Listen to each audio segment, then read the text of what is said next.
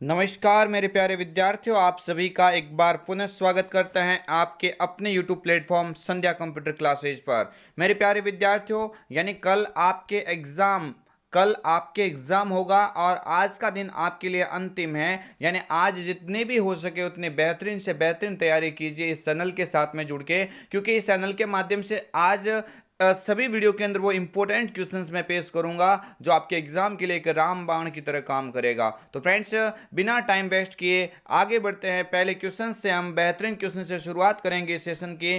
तो फ्रेंड्स, अगर आप इस प्लेटफॉर्म पर नए हैं तो चैनल को अवश्य सब्सक्राइब करें, साथ ही बेल आइकन को क्लिक करना ताकि आने वाले प्रत्येक वीडियो की नोटिफिकेशन एवं आंसर की सबसे पहले आप इस चैनल के माध्यम से देख सके। मेरे प्यारे विद्यार्थियों, पहला क्वेश्चन आप सभी की स्क्रीन के सामने है।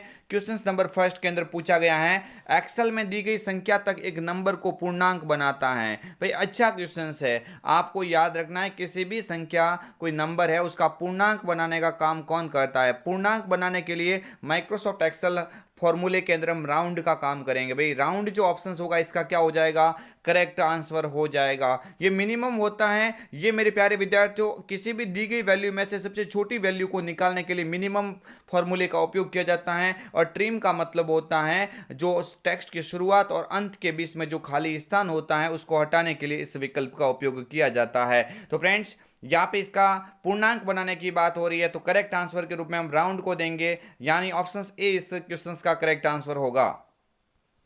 आगे वाला क्वेश्चन आपके स्क्रीन के सामने, तालिका के पहले कॉलम में मूल्य एवं दूसरे कॉलम में उसी के मान को देता है। भाई बहुत ही बेहतरीन क्वेश्चन आपके आरएसआईटी मुख्य एग्जाम यानी जो आपकी कल एग्जाम होने वाला है उस एग्जाम बेस के लिए सबसे महत्वपूर्ण क्वेश्चन के रूप में आप इस क्वेश्चन को भी देख सकते हैं। यानी तैयारी 90% से ऊपर वाली दमदार सीरीज के अंदर इस क्वेश्चंस को आप 90% आप मान के लीजिए। ये क्वेश्चंस आपके एग्जाम के अंदर आपकी बार दिखने वाला है। तालिका के पहले कॉलम में मूल्य को दिखाता है और दूसरे कॉलम में उसी के मान को दिखाता है। ये वाला जो फंक्शंस होता है ना, वो कौन सा होता है, वी लुकअप होता है। कौन सा होता है भाई, वी लुकअप। यानी तालिका के जो पहले कॉलम में उसके मूल्य को दिखाएगा और दूसरे कॉलम में उसी के मान को भी दिखाता है। तो ऐसा क्वेश्चन बन जाता है। तो आप यहाँ पे वी लुकअप करेक्ट करके आएंगे। आगे वाला क्वेश्चन आपके स्क्रीन के सामने, क्वेश्चन नंबर थर्ड, चार्ट पर प्रत्येक डेटा सीरीज किस कलर में प्रदर्शित होगी, ये कौन तय करता है। भाई अच्छा क्वेश्चन है, माइक्रोसॉफ्ट एक्सेल से आपकी बार क्वेश्चन ज्यादा आने के चांस है तो मैंने सभी वो क्वेश्चन बना दिए हैं जो आपके एग्जाम के अंदर बनने वाले हैं। यानी अब आपको कोई भी चिंता नहीं करनी है, एक्सेल से मैंने सभी क्वेश्चंस को इस वीडियो के माध्यम से कवर करवाने की कोशिश की है। चार्ट पर प्रत्येक डेटा सीरीज किस कलर में प्रदर्शित होगी, ये लीजेंड के द्वारा तय किया जाता है। भाई आप अवश्य ये क्वेश्चंस याद रखना, इंपॉर्टेंट क्वेश्चंस कह सकते हैं। लीजेंड क्या होता है, जो चार्ट एलिमेंट के अंदर जो भी इसके अंदर जो आपके कह सकते हैं जो सीरीज होती है, प्रत्येक सीरीज का क्या कलर प्रदर्शित करना, ये लीजेंड अपने आप में तय कर लेता है। आगे वाला क्वेश्चन देख लेते हैं। क्वेश्चन नंबर 4, वह कौन सा फंक्शन है जो दो या दो से अधिक टेक्स्ट की स्ट्रिंग को जोड़ता है। भाई दो या दो से अधिक स्ट्रिंग को जोड़ने की बात होती है तो जोड़ने के लिए कॉन्सोर्टिनेट का उपयोग किया जाता है। भाई कंसर्टिनेट यहाँ पे जो ऑप्शंस लिखा हुआ है ये इसका क्या हो जाएगा, करेक्ट आंसर हो जाएगा। ये जो MAX लिखा हुआ है ना, मैक्सिमम, यानी आप दी गई संख्या में से सबसे बड़ी वैल्यू, दी गई संख्या में से सबसे बड़ी वैल्यू निकालने के लिए मैक्सिमम का उपयोग किया जाता है। और एवरेज का मतलब होता है दी गई संख्या का औसत निकालना, दी गई संख्या का औसत निकालना। ये भी आप लोग अवश्य याद रखना।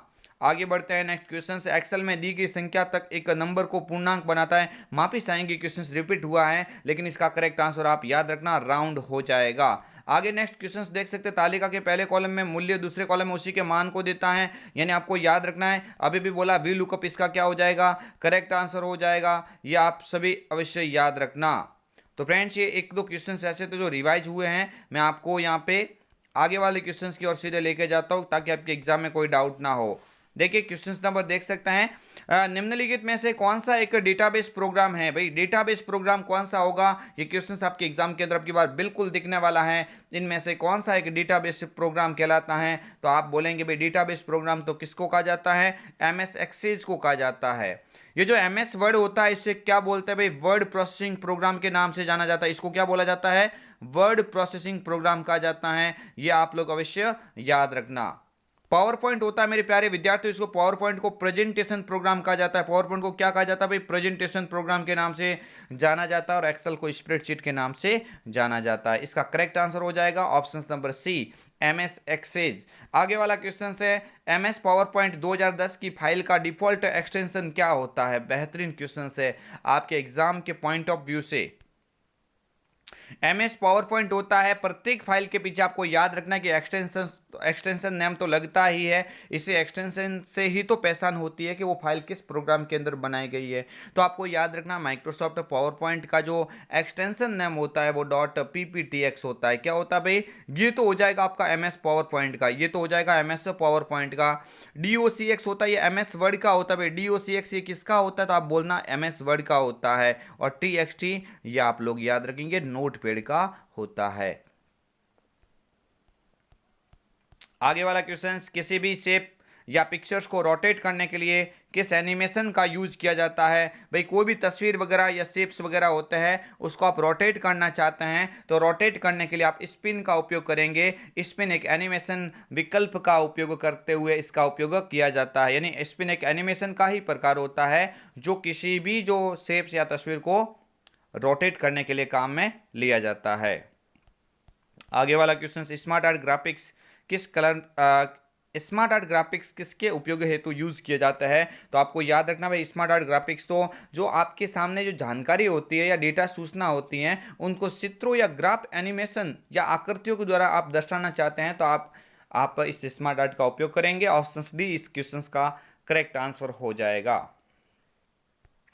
आगे बढ़ते हैं, नेक्स्ट क्वेश्चन आपकी स्क्रीन के सामने। एमएस पावर पॉइंट का पेज क्या कहलाता है? भाई अच्छा क्वेश्चन है, आप सभी लोग याद रखना। ये डॉक्यूमेंट तो किसको कहा जाता है? जो एमएस वर्ड होता है ना, एमएस वर्ड की जो फाइल होती है उसे डॉक्यूमेंट कहा जाता है। स्प्रेडशीट है ना, ये स्प्रेडशीट तो किससे संबंधित होती है? एक्सेल से संबंधित होती है। यहाँ पे पावर पॉइंट का पेज पूछा है, पावर पॉइंट का पेज स्लाइड के नाम से जाना जाता है। पावर पॉइंट का पेज किस नाम से जाना जाता है? स्लाइड के नाम से जाना जाता है। ये भी आप लोग अवश्य याद रखना। आगे बढ़ते नेक्स्ट क्वेश्चन आपकी स्क्रीन के सामने। एमएस पावर पॉइंट में डुप्लीकेट स्लाइड इंसर्ट करने की शॉर्टकट कुंजी क्या है?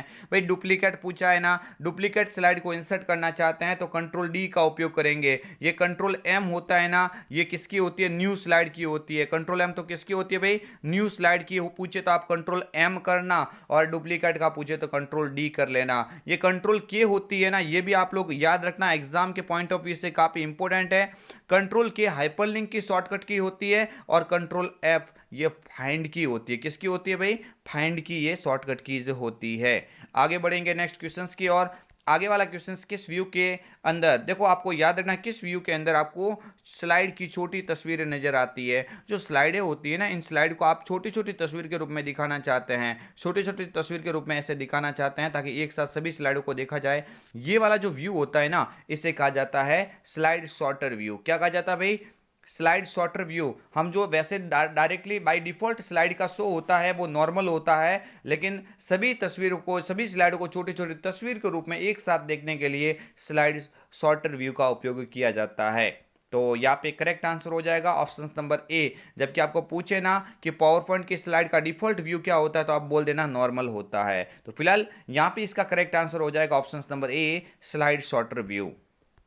आगे नेक्स्ट क्वेश्चंस की ओर बढ़ता है। एक स्लाइड शो में स्लाइड चेंज होने पर डिस्प्ले के लिए अप्लाई की गई इफेक्ट किस नाम से जान सकते हैं भाई? जो स्लाइड होती है उस स्लाइड के ऊपर आप जो भी इफेक्ट अप्लाई करते हैं तो स्लाइड जैसे चेंज होगी, एक स्लाइड से दूसरी स्लाइड पे जो जाने की जो प्रक्रिया होती है ना, ये आप स्लाइड ट्रांजिशन के नाम से जान सकते हैं। ऑप्शन नंबर सी पे जो लिखा हुआ है इस क्वेश्चन का करेक्ट आंसर हो जाएगा।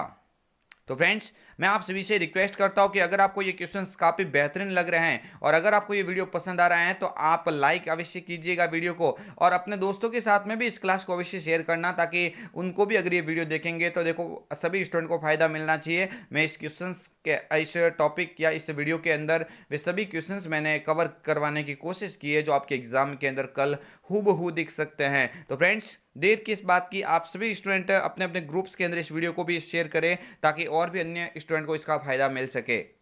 निम्न में से कौन सा वैध प्रोजेक्टर कनेक्टिविटी विकल्प नहीं है पूछा। देखो नहीं है पूछा, आप थोड़ा ध्यान रख के जाना, जहां पे पूछा नहीं है या है ये आप अवश्य याद रखना। तो देखो कौन सा प्रोजेक्टर कनेक्टिविटी विकल्प नहीं होता है, तो देखो कंप्यूटर ऑनली तो होता है, डुप्लीकेट भी होता है, एक्सटेंड भी होता है, लेकिन इन्वर्टेड नहीं होता है। तो यहाँ पे ऑप्शन नंबर इसका बी यहाँ से करेक्ट आंसर हो जाएगा। आगे बढ़ते हैं। एक सॉफ्टवेयर एक ऐसा सॉफ्टवेयर होता है जो प्रोग्राम होता है जो कंप्यूटर पर आपकी सभी गतिविधियों पर नजर रखता है। भाई प्रोग्राम ऐसा प्रोग्राम एवं सभी गतिविधियों पर नजर रखना यानी वो वाला कौन सा होता है भाई, एक मेलवेयर जो स्पाईवेयर की श्रेणी में रखा जाएगा। ऑप्शन नंबर या से बी इसका क्या हो जाएगा करेक्ट आंसर। ये जो फिशिंग होता है ना, ये एक लिंक के रूप में आपकी निजी जानकारी यानी जैसे आईडी पासवर्ड आदि आपको पूछता है और आपकी जानकारी को चुरा लेता है। तो इस तरह से आपको पूछे तो ये फिशिंग होता है बेटे। यहाँ पे इस क्वेश्चन का करेक्ट आंसर हो जाएगा स्पाईवेयर। क्या हो जाएगा भाई स्पाईवेयर, यहाँ से करेक्ट आंसर हो जाएगा। ये एग्जाम आपके पॉइंट ऑफ व्यू से काफी महत्वपूर्ण था। प्लॉट एरिया में दिखाई देने वाली हॉरिजेंटल लाइन भाई क्या कहलाएगी। अच्छा क्वेश्चन है एग्जाम के पॉइंट ऑफ व्यू से। प्लॉट एरिया होता है उसमें हॉरिजेंटल जो आपको लाइन दिखाई देती है उसे ग्रिड लाइन के नाम से जाना जाता है। आगे बढ़ते नेक्स्ट क्वेश्चन। निम्नलिखित में से सबसे मजबूत पासवर्ड का चयन कीजिए। भाई इनमें से सबसे मजबूत पासवर्ड तो आपको दिखते ही पता लगना चाहिए, लेकिन क्वेश्चन एग्जाम में कई दफा पूछा गया है जिसमें नंबर भी होते हैं, अल्फाबेट भी होते हैं, विशेष कैरेक्टर भी होते हैं। तो इसका मतलब ऑप्शन सी पे ये बिल्कुल सेट हो रहा है। ऑप्शन सी पे देखो विशेष स्पेशल कैरेक्टर भी है, नंबर भी है, इसके अलावा टेक्स्ट भी है। तो यहां से करेक्ट आंसर हो जाएगा ऑप्शन नंबर सी। आगे बढ़ते नेक्स्ट क्वेश्चंस की और आगे वाला क्वेश्चंस देख सकते हैं। कंप्यूटर लॉगिन होने के बाद में जो एरिया दिखाई देता है उसे डेस्कटॉप कहते हैं। भाई जैसे आपका कंप्यूटर स्टार्ट हो जाएगा तो स्टार्ट होने के बाद में जो आपको एरिया दिखाई देता है ना, उस एरिया को आप क्या बोलेंगे डेस्कटॉप के नाम से जान सकते हैं। डेस्कटॉप के सबसे नीचे वाली बार होती है जहां पे स्टार्ट बटन मौजूद होता है वो टास्क बार कहलाती है। कौन सी कहलाएगी भाई टास्क बार। और जो टाइटल बार होती है वो कंप्यूटर की स्क्रीन के सबसे ऊपर वाली बार होती है। और स्क्रॉल बार ये राइट हैंड साइड पे होती है और बॉटम साइड में भी होती है, लेकिन आपके पेज को स्क्रॉल करने का कार्य करती है।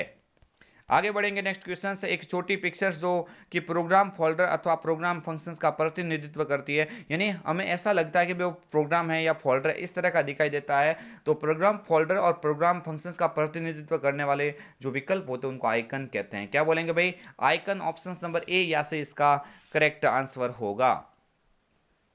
आगे बढ़ेंगे नेक्स्ट क्वेश्चंस आपकी स्क्रीन के सामने बिना टाइम वेस्ट किए, क्योंकि आपके सामने कम टाइम है और मैं चाहता हूं कि वो सभी क्वेश्चंस आपको जल्दी जल्दी बताऊं ताकि आपके एग्जाम के अंदर कल अच्छा फायदा मिल सके। देखो क्वेश्चंस आपकी स्क्रीन के सामने हैं। एक खाली जगह नेटवर्क या इंटरनेट के माध्यम से आपके कंप्यूटर तक पहुंच प्राप्त करने में हैकर्स या दुर्भावनापूर्ण सॉफ्टवेयर को रोकने में मदद करता है। बहुत ही इंपॉर्टेंट क्वेश्चंस कह सकते हैं। यहाँ पे पूछा नेटवर्क या इंटरनेट के माध्यम से। नेटवर्क या इंटरनेट के माध्यम से आपके कंप्यूटर पर पहुंच प्राप्त करने से हैकर्स या दुर्भावनापूर्ण सॉफ्टवेयर को रोकता है, वो कहलाता है भाई कौन सा फायरवॉल। यानी आपको अवश्य याद रखना कि नेटवर्क और इंटरनेट से आने वाली हानिकारक फाइलों को आपके कंप्यूटर के अंदर आने से कौन रोकता है फायरवॉल रोकता है। ऑप्शन ए इस क्वेश्चन का करेक्ट आंसर हो जाता है।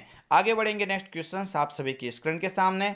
जब कोई यूजर खाली जगह पर माउस ले जाता है तो वह हैंड के आकार का हो जाता है। भाई कब होता है हैंड के आकार का, कब हो जाता है आपका माउस का पॉइंटर, जब आप किसका उपयोग करते हो, जब आप लोग करते हो हाइपरलिंक का उपयोग। यानी जब भी हाइपरलिंक आप यूज करते हो तो उस लिंक को खोलने के लिए आपको कंट्रोल बटन दबाना पड़ेगा। कौन सा बटन कंट्रोल बटन को जैसे दबाएंगे तो आपके जो तीर आकार का जो निशान होता है वो सीधा किस में परिवर्तित हो जाता है हैंड के आकार का हो जाता है। तो ये कब होगा जब आप हाइपरलिंक का उपयोग करते हैं। आगे वाला क्वेश्चन देख सकते हैं आपकी स्क्रीन के सामने। कौन सी कुंजी दबाने पर स्लाइड शो समाप्त हो जाती है। तो आपको याद रखना भाई स्लाइड शो को आप समाप्त करना चाहते हो, रोकना चाहते हैं तो आप कीबोर्ड की एस्केप की जो सबसे ऊपर वाले लेफ्ट हैंड साइड पे आपको दिखाई देती है, इसका करेक्ट आंसर हो जाएगा ऑप्शन ए। जी हाँ। आगे बढ़ते नेक्स्ट क्वेश्चन आपकी स्क्रीन के सामने। माइक्रोसॉफ्ट एक्सेल 2010 में चयनित सेल में से एक चार्ट बनाने के लिए कीबोर्ड की कौन सी शॉर्टकट की का उपयोग किया जाता है। भाई आप कौन सी शॉर्टकट की दबाएंगे और उससे क्या हो जाएगा चयनित सेल में एक चार्ट बनाने के लिए। तो भाई चयनित सेल में चार्ट बनाने के लिए आप F11 का उपयोग करेंगे। F11 से आप क्या कर सकते हैं न्यू चार्ट इंसर्ट कर सकते हैं, आपने अगर सिलेक्ट किया है डेटा तो। जी हाँ। आगे बढ़ते हैं नेक्स्ट क्वेश्चन आपके स्क्रीन के सामने है। MICR का पूरा नाम। अच्छा क्वेश्चन है, बहुत ही बेसिक क्वेश्चन है। Magnetic ink character recognition. Option number A यहां से करेक्ट आंसर होगा। आगे वाला क्वेश्चन आप देख सकते हैं, निम्न में से किसका उपयोग किसी ऑब्जेक्ट का स्क्रीनशॉट लेने के लिए। देखो भाई ये अच्छी बात है, एग्जाम के अंदर ऐसे क्वेश्चन सीधे सीधे बनते हैं जो आपको एग्जाम में पास होने में काफ़ी ज़्यादा मदद करते हैं और अच्छी परसेंटेज बनाने में भी। तो आपको याद रखना, जब स्क्रीनशॉट का नाम आ जाए ना, तो आपके स्क्रीनशॉट लेने का विकल्प तो स्नैपिंग टूल्स के अंदर मिलता है, यानी ऑप्शन बी इस क्वेश्चन का यहाँ पे करेक्ट आंसर हो जाएगा। आगे बढ़ा क्वेश्चन आपके स्क्रीन के सामने, एक निजी नेटवर्क है जो केवल उस संगठन के कर्मचारियों के लिए ही सुलभ होता है।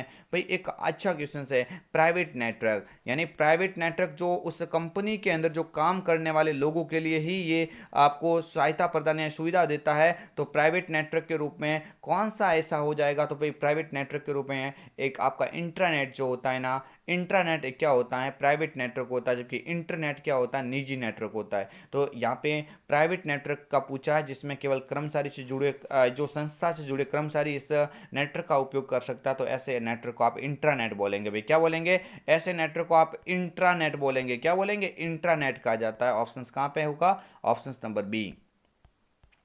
आगे बढ़ते हैं, वक्तव्य एक, ईमेल से डिलीट की गई फाइलों को ड्राफ्ट फोल्डर में रखा जाता है, क्या कथन सही है या गलत है। तो भाई ये पहला वाला कथन तो ऑलरेडी गलत हो गया, क्योंकि ईमेल से डिलीट की गई फाइल को आप है ना किस में प्राप्त करते हो, ट्रेस फोल्डर में। कहां पे प्राप्त करते हो, ट्रेस। इसका मतलब पहला कथन तो असत्य है। दूसरा देखते हैं, ईमेल से आधे अधूरे मेल है ना वो स्पाम में रहते। स्पाम में रहते क्या, नहीं, स्पाम में तो अनसाई मैसेज रहते। कौन से रहते भाई, अनसाई मैसेज का संग्रह रखता है। तो अनसाई मैसेज होते हैं ना, अनसाई मैसेज का संग्रह यहाँ पे स्पैम में रहता है, जबकि ड्राफ्ट होता है ना वो आधी अधूरी मेल को रखता है। तो इसका मतलब क्या हुआ, ये दोनों के दोनों जो कथन है ना ये दोनों असत्य है। तो आप कह सकते हैं एक और दो दोनों ही क्या हो जाएंगे, गलत हो जाएंगे। दोनों ही कथन क्या हो जाएंगे, गलत हो जाएंगे। ये क्वेश्चन बी इसका, इस क्वेश्चन का बी यहाँ पे करेक्ट आंसर हो जाएगा।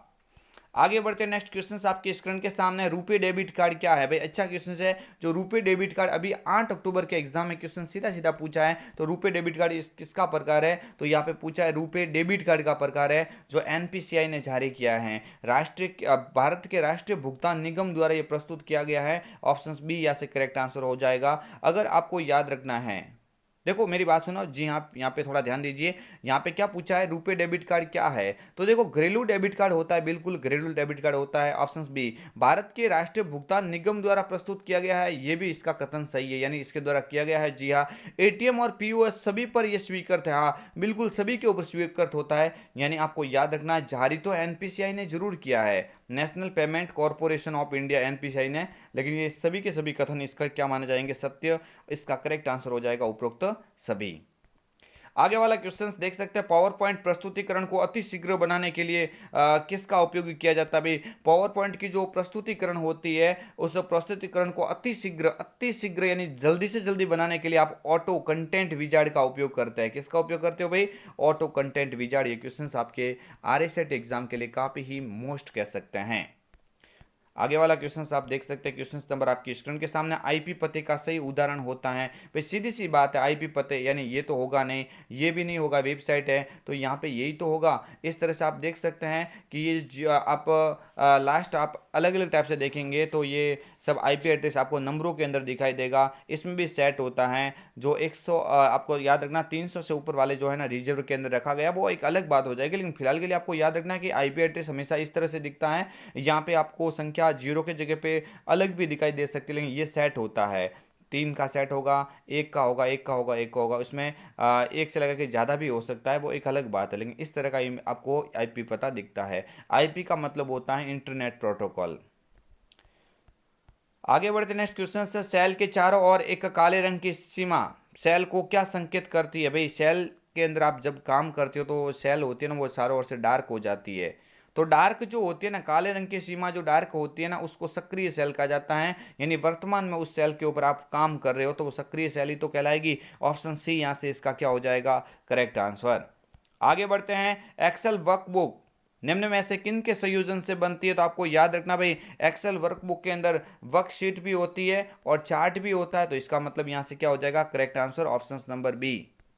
आगे वाला क्वेश्चन देख सकते हैं, एक्सेल टूल्स में निम्न में से कौन सा टूल्स एक अंतिम परिणाम में किसी अज्ञात वैल्यू की गणना करता है? ये भैया याद रख लेना, अज्ञात वैल्यू की गणना कौन करता है? गूगल सीक करता है। अज्ञात वैल्यू की गणना कौन करेगा? गूगल सीक कर लेगा। ये क्वेश्चन आप अवश्य याद रखना, आपके पॉइंट ऑफ व्यू एग्जाम के हिसाब से काफी इंपॉर्टेंट है।